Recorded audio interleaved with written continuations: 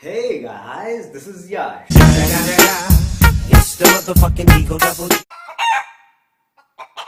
Hey guys, this is Yash. And as 2016 comes to an end, we need to look back and see the amazing year that it was.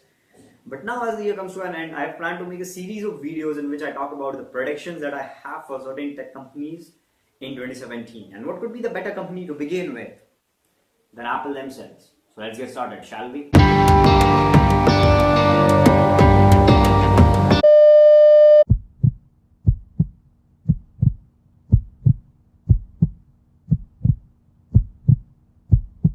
Now to begin with, I'm not going to give you some stupid predictions like, hey, you're going to get new iPads, new iMacs. That's not a prediction, man. Even a kid could tell you that. You're not here for that, are you? You are here for the fun stuff, right? So let's begin with the first thing. You're going to see a new iPhone.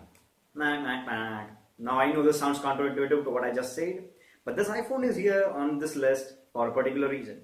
Because this might not be called the iPhone 7s. It might straight away be called the iPhone 8. Now 2017 marks the 10-year anniversary of Steve Jobs launching the first ever iPhone in 2007. Now in order to mark this anniversary, Apple wants to come out with something earth-shattering.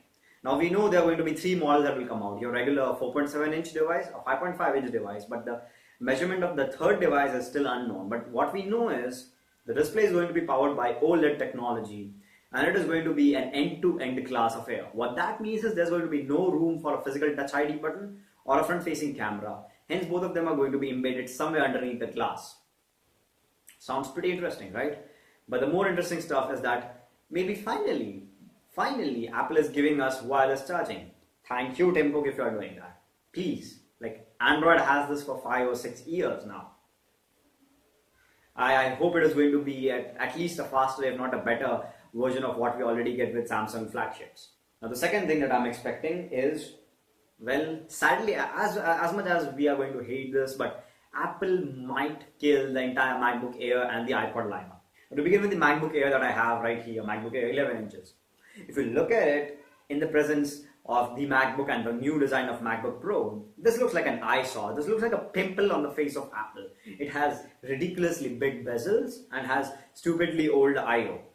Now I understand USB Type-C might be nothing great right now, but that is what the future is, right? So Apple might be killing the MacBook Air. Now I personally wish that Apple pushes the MacBook a notch up in order to take up the place of both performance and affordability that will become empty if the MacBook Air is discontinued. Now talking about the iPod, yeah, we all love this device and we all have great nostalgic connections with it, but neither nostalgia nor does love pay the bills, right? You need money for doing that. And let's face the fact that iPod sales have been declining for a very long time, and it's no more sustainable to continue that thing. Just look around you. How many people have a new iPod or are buying new iPods? Next to none, right? And that is where the problem lies. But keeping all that aside, the third point of the day is basically a product that is already out there but not as a standalone product. That is the new keyboards that MacBook Pro have, the second generation butterfly mechanism keyboard, and the touch bar on top of it. Now Apple might launch this as a separate standalone keyboard, maybe call it Magic something keyboard, Magic 3, 4, 2, whatever that is. And maybe they would also pair it up with the new iMacs that are about to come. Now new iMacs are not a prediction, as I told you already. It is something anybody could tell you, so that's more like a bonus. But talking about bonuses, let me throw in a few more bonus. Maybe the new Magic Mouse and the new Magic Trackpad will come with Touch ID sensors so that you could use your fingerprint to unlock your iMacs as well, just the way you do with your iPhones and now with the new MacBook Pros as well. But the fourth thing over here is Siri at home. Now Apple might enter a completely new domain, a completely new segment of the market, that is standalone speakers that have assistants built into them. For example, Google Now or Amazon's Echo, for example. Now Apple is ridiculously famous for doing this, sitting back, looking at other companies entering into domains, seeing if they can sell enough, if there's enough customer demand, and then going into the market with a more refined, a more smoother product that looks much better to the end user and hence crushing the sales of everybody else. That's what they did with the iPhone back then. So maybe Apple would do this.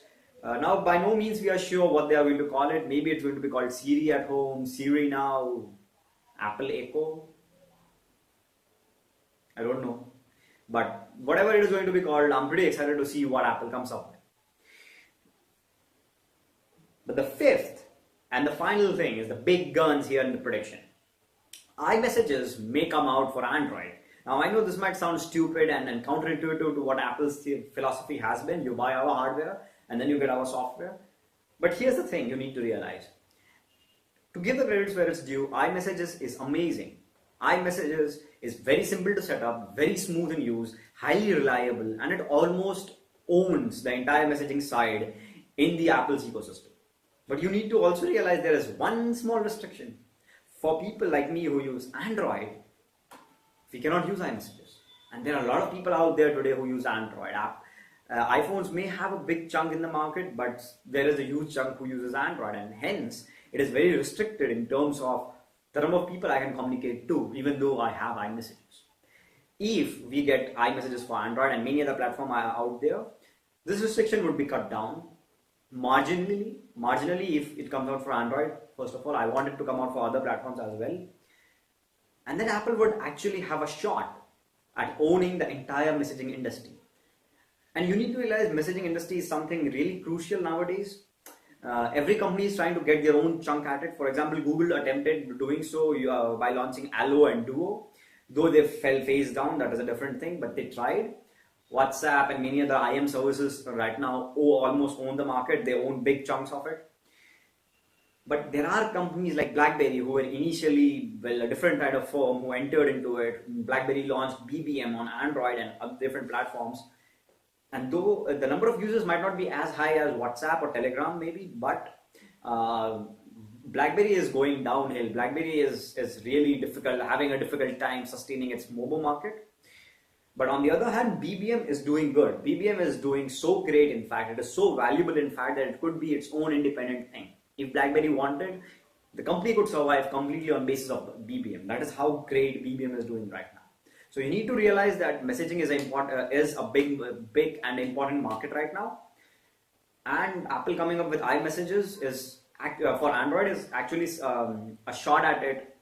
A shot that Apple has at completely owning the messaging industry. So I think that's it, guys. Those are all the predictions that I have for Apple in 2017. Subscribe to the channel so that you do not miss the next video in which I'll be talking about predictions for Google. Also, go ahead and wherever the card shows up, I don't know which side it shows up. The card will show up for the Dream Life channel where I just uploaded a video last week. Just go and check that out as well.